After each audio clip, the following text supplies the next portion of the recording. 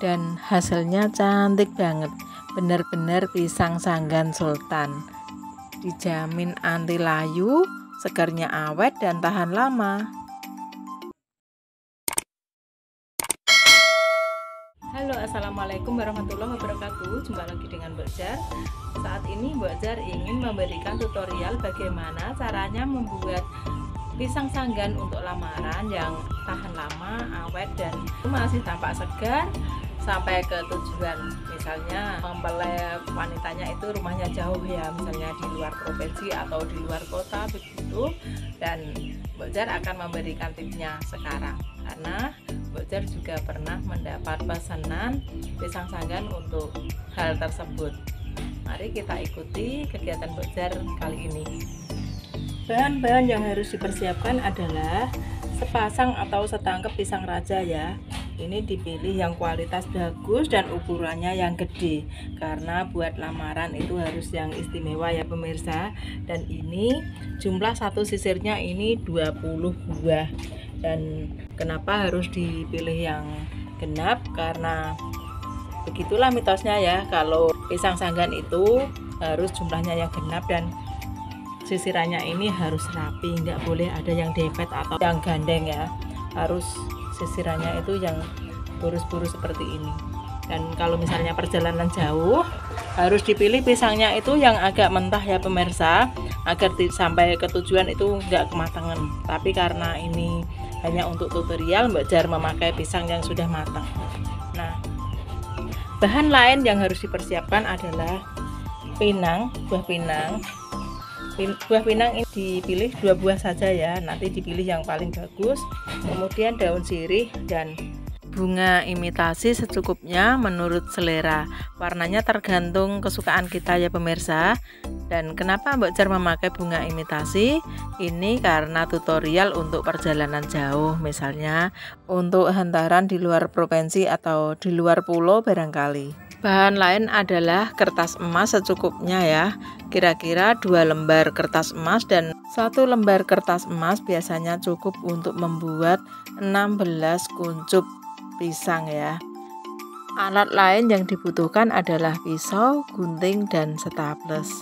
Pertama-tama kertasnya digunting menjadi 16 bagian, kemudian dibentuk bulat runcing sebagai penutup ujung pisang. Mula-mula kertas dilipat menjadi 2 bagian seperti ini ya pemirsa.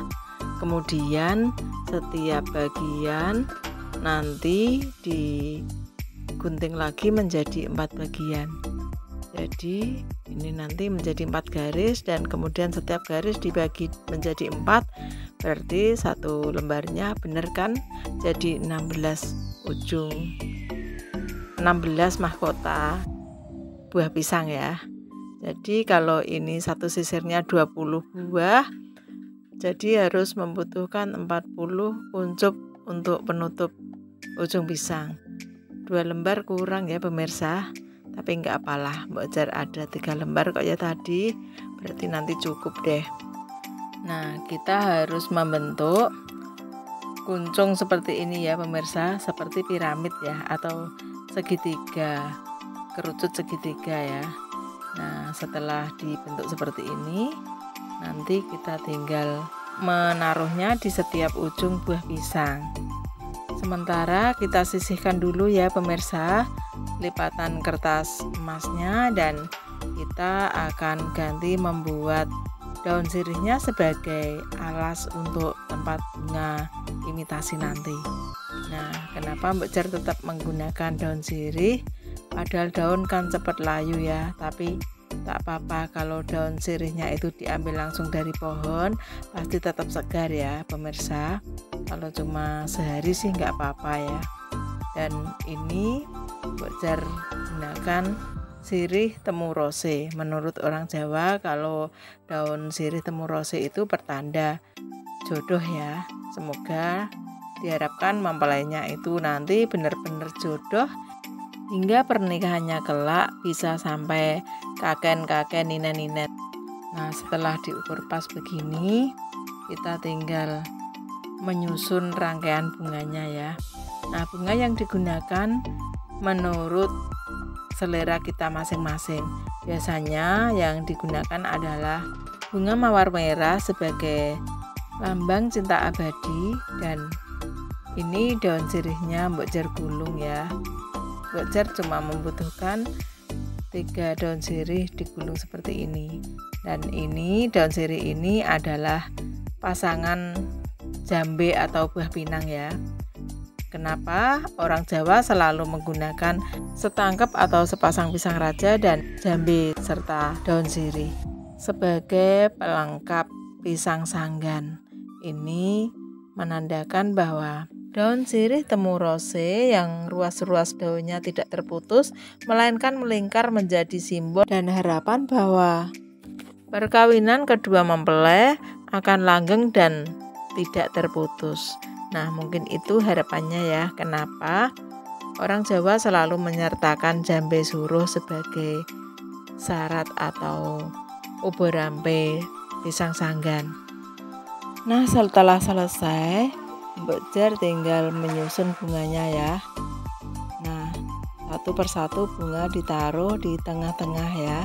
Kita menyusun juga menurut selera kita ya. Bisa yang kecil ditaruh di tengah atau yang ukuran gede ditaruh di tengah. Kita pantas-pantasin sendiri saja ya pemirsa.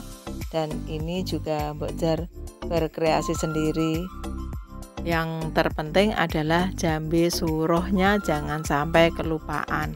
Karena kalau di daerah Pati maupun di daerah Jawa Tengah pada khususnya, pisang sanggan untuk tali gunem maupun untuk hantaran lamaran harus disertai dengan jambe dan daun sirih.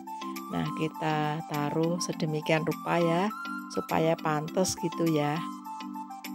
Nah, setelah bentuknya dikira sudah cantik, kita tinggal menaruh mahkota di ujung pisang ya, atau topi emasnya. Nah, begini caranya ya. Ditaruh di ujung-ujungnya satu persatu, jangan sampai ada yang terlewat ya pemirsa. Bagian bawah pisang juga jangan sampai ketinggalan. Mungkin di daerah lain di Indonesia ada adat istiadat yang tidak memakai pisang raja sebagai pisang hantaran atau pisang ayu ya. Tapi kalau di daerah Jawa Tengah, Jawa Timur maupun Jawa Barat mungkin ada ya pemirsa. Cuma mungkin sih. Tapi kalau Mbok Jar taunya sih di Jawa Tengah itu kental sekali dengan pisang sanggan ya, atau pisang ayu istilahnya. Nah, ini sudah jadi ya, dan maaf banget gambarnya agak sedikit kurang terang karena hari sudah menjelang maghrib. Ini sengaja Mbok Jar bikin agak malam supaya besok pagi pisangnya itu siap dibawa. Dan cantik banget kan pemirsa, tampak meriah banget. Kreasi pisang sanggan ini juga bisa dijadikan ide usaha ya pemirsa. Biasanya Mbok Jar menjual pisang sanggan segede ini antara 75 sampai 125 ribu rupiah ya setangkepnya. Tapi kalau sudah dihias seperti ini bisa menjadi berkali-kali lipat harganya. Padahal kita cuma menambah modal bunga imitasi serta baki atau nampan sebagai penyangga atau alas pisang setangkep serta kertas emas. Nah, kita bisa mendapatkan untung yang lumayan banyak ya pemirsa. Kalau pisang sanggannya seperti ini, pasti mempelai perempuan akan suka sekali ya pemirsa. Benar-benar pisang sanggan sultan, cantik banget. Nah, demikian tadi tip dari Mbok Jar bagaimana caranya membuat pisang sanggan yang awet dan tahan lama. Silahkan like, share, dan subscribe agar Mbok Jar makin semangat bikin konten-konten berikutnya. Wassalamualaikum warahmatullahi wabarakatuh. Dadah.